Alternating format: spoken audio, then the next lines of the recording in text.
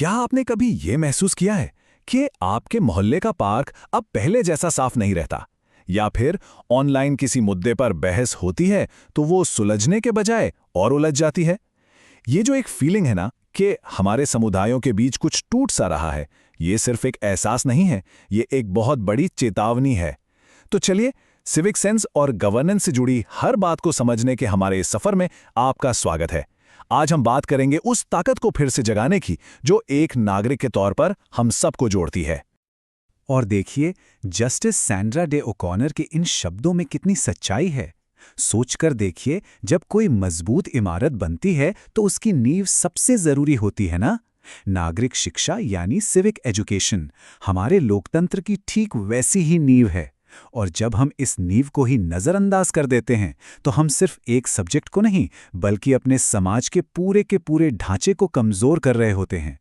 और इसकी कीमत वो आज नहीं तो कल हम सबको चुकानी ही पड़ती है। तो सवाल यह उठता है कि आखिर असली समस्या की जड़ कहाँ है? देखिए, प्रॉब्लम यह है कि लोगों का अपने समाज में, अपने शासन में जो हिस्सा लेना होता है ना, वो लगातार कम होता जा रहा है। और जब ये भागीदारी कम होती है तो एक खालीपन सा पैदा हो जाता है। यही खालीपन हमारे बीच दूरियां बढ़ाता है और हमें उन मुद्दों पर भी बांट देता है जिन पर हमें असल में साथ खड़ा होना चाहिए। तो क्या हम अनजाने में ही ऐसी जगहें बना रहे हैं जहां नागरिक जीवन पनप ही नहीं सकता? ब्रुकिंग्स इंस्टीट्यूशन का ये शब्द नागरिक रेगिस्तान सच में बहुत कुछ कह जाता है। ये सिर्फ एक शब्द नहीं है, ये एक कड़वी हकीकत है। ये वो जगह हैं जहां कभी लोगों से भरे रहने वाले कम्युनिटी सेंटर अब बंद पड़े हैं, जहां लाइब्रेरी का समय कम हो गया है या फिर जहां छोटे-मोटे स्थानीय अखबार भी बंद हो गए हैं। सोचिए, यही तो वो जगह थीं जहां पड़ोसी एक दूसरे से मिलते थे, जहां विचारों का लेन देन होता था। इनके बिना हम एक दूसरे से बिल्कुल कट जाते हैं। और जरा इस आंकड़े पर गौर कीजिए, 60%। ये सिर्फ एक नंबर नहीं है दोस्तों, ये हमारे देश के भविष्य की एक बहुत चिंताजनक तस्वीर है। खासकर ग्रामीण इलाकों में, जहां युवाओं के लिए मौके पहले से ही कम होते हैं, जहां उन्हें बेहतर भविष्य के लिए शहरों की तरफ देखना पड़ता है, वहां सामुदायिक जुड़ाव की ये कमी उन्हें और भी अकेला कर देती है। एक तरह से हम अपने भविष्य के नेताओं को एक रेगिस्तान में अकेला छोड़ रहे हैं। तो अब इस चुनौती से निपटने के लिए सबसे जरूरी है कि हम सब एक ही जबान में बात करें। जब हम नागरिकता, कर्तव्य और अधिकार की बात करते हैं तो हमारा मतलब आखिर होता क्या है?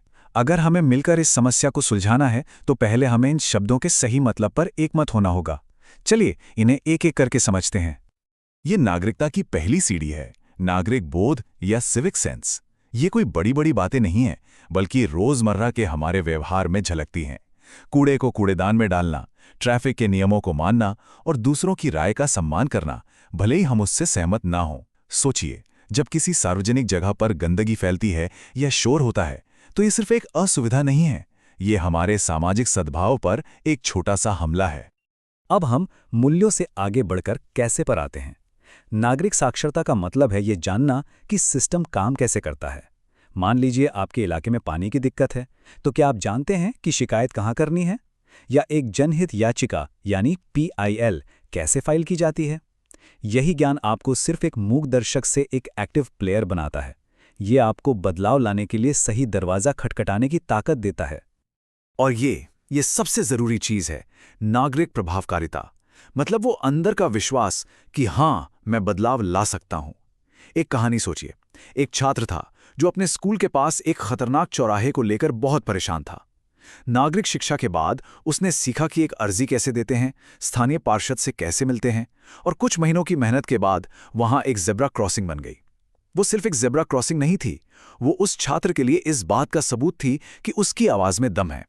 बस यही है सिविक एफिकेसी। तो ये सब सिर्फ किताबी बातें क्यों नहीं हैं?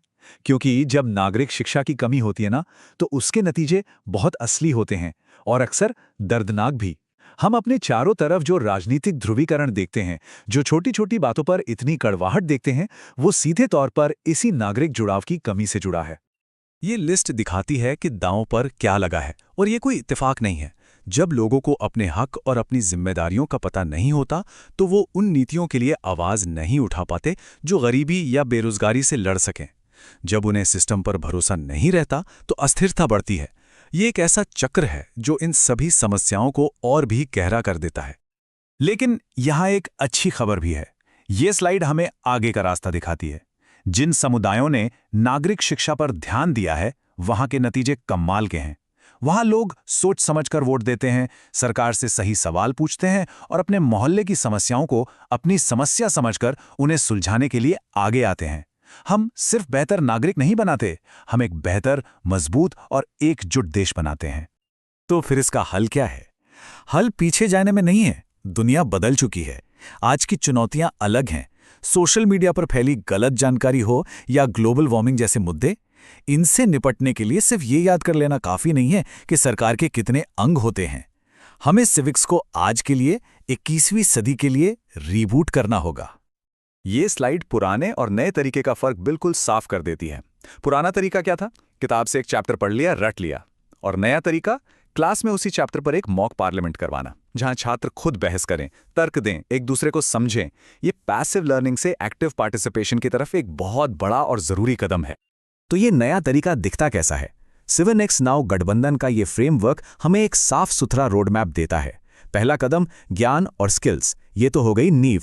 दूसरा कदम मूल्य, ये वो कंपस है जो हमें सही दिशा दिखाता है, जैसे दूसरों की राय का सम्मान करना, चाहे हम सहमत हों या ना हो। और तीसरा और सबसे जरूरी कदम व्यवहार, यानी अपने ज्ञान और मूल्यों को असल दुनिया में इस्तेमाल करना, चाहे वो वोट डालकर हो या अपने समुदाय में कोई छोटा सा योगदान देकर।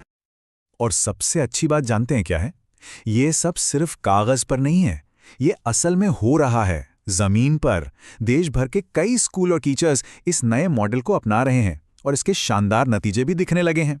मतलब अब हम क्या करना है से कैसे करना है पर पहुंच रहे हैं। ये बयान हमें बहुत उम्मीद देता है। ये कोई दूर का सपना नहीं है। एक टीचर ने क्या खूब कहा, पहले मैं छात्रों को लोकतंत्र के बारे में पढ़ाता था, अब इन नए तरीकों से मैं उन्हें अपनी क्लास में लोकतंत्र जीते हुए देखता हूं। ये बदलाव असली है और ये हमारे बच्चों को भविष्य के लिए तैयार कर रहा है। तो ये नई सिविक्स क्लास दिखती कैसी है? देखिए, ये कितनी जिंदा दिल है। जब छात्र आज की खबरों पर चर्चा करते हैं तो वो फेक न्यूज और सही जानकारी में फर्क करना सीखते हैं। जब वो डेमोक्रेटिक प्रोसेस का नाटक करते हैं तो वो सीखते हैं कि समझौता और सहयोग असल में कैसे काम करते हैं। और जब वो अपने मोहल्ले में कोई प्रोजेक्ट करते हैं तो वो अपनी पढ़ाई को अपनी आंखों के सामने सच होते हुए देखते हैं। और ये रहे सबूत। प्रोजेक्ट सिटीजन एक ऐसा ही प्रोग्राम है जहां बच्चे अपने समुदाय की कोई समस्या चुनते हैं, उस पर रिसर्च करते हैं और फिर अपना एक्शन प्लान असली नेताओं के सामने रखते हैं। अब जरा इस स्लाइड पर दिए गए आंकड़े देखिए। ये साफ साफ दिखाते हैं कि ऐसे प्रोग्राम्स के बाद छात्रों का खुद पर विश्वास, उनकी सिविक एफिकेसी कितनी बढ़ जाती है। वे सिर्फ सीखते नहीं हैं, वे ताकतवर बनते हैं। तो आखिर में सारी बात इस एक विचार पर आकर टिकती है, एक जागरूक और एक्टिव नागरिक बनाना सिर्फ स्कूलों का काम नहीं है, ये हम सब की एक साझा जिम्मेदारी है। ये जिम्मेदारी माता पिता की है कि घर पर बच्चों से इन मुद्दों पर बात करें। ये जिम्मेदारी कम्युनिटी लीडर्स की है कि वो युवाओं को मौके दें।